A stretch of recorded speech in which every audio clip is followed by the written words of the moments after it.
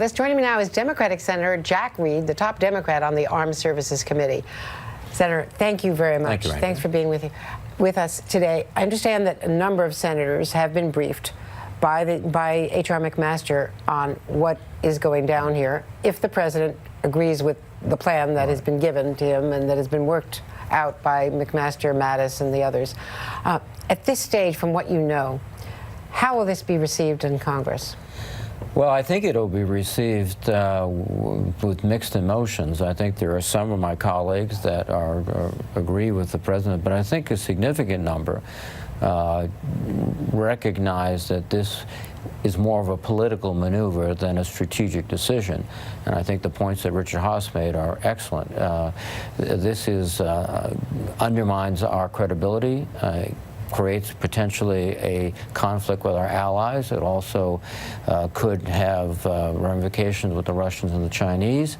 And then it also misses the point of our greatest crisis at the moment, the North Korean crisis. We are supposedly pursuing diplomacy, but if they're looking and seeing us abandon an agreement we just entered into a few years ago, what's the incentive for diplomacy?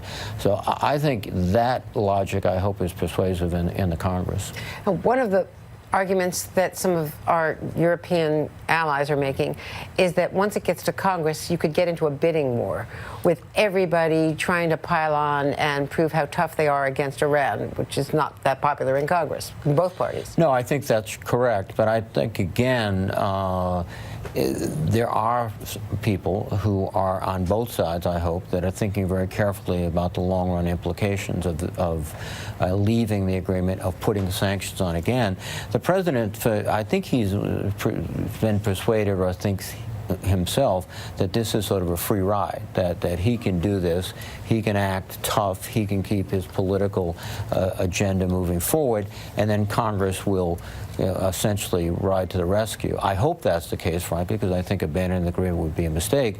But it's going to introduce, again, uncertainty, and it's also going to create an issue of when do we do this? I mean, he's got multiple objectives, tax reform, we have to get our budgets done, et cetera, and we have 60 days under legislation to make a decision, and it's a privileged motion, it has to be called by either the minority or majority leader. I don't know what they'll do. I think that my sense is they don't want to touch this, but it might be thrust upon them. And there is at least one report on Reuters, we're checking into it, that Iran is open to talks on the ballistic missile program, which was not part of the nuclear deal. Would that be helpful if Iran were now willing to negotiate? I think it would be very helpful. And again, I think the point that was made by Richard is this is the one area where we have them complying. We have cut off a significant existential threat, in effect, if they had nuclear weapons.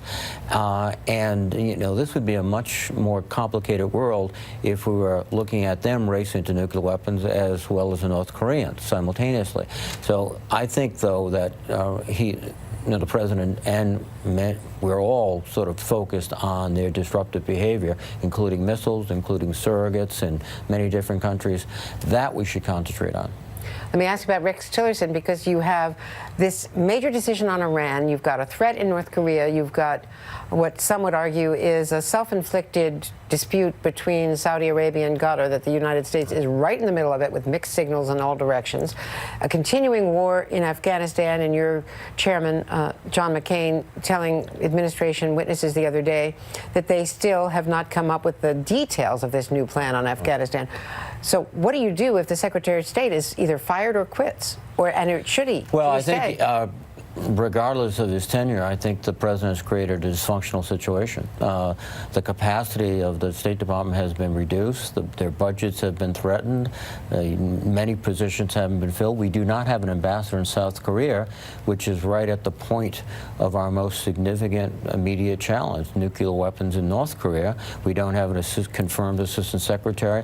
This is really dereliction, I think, in terms of what the president should be doing to build up and also have a coherent relationship with the Secretary of State. You can't undercut a Secretary of State while he's overseas, presumably delivering a message that you either approved or are aware of. I don't think Rex Tillerson sort of shoots off the hip in terms of saying things.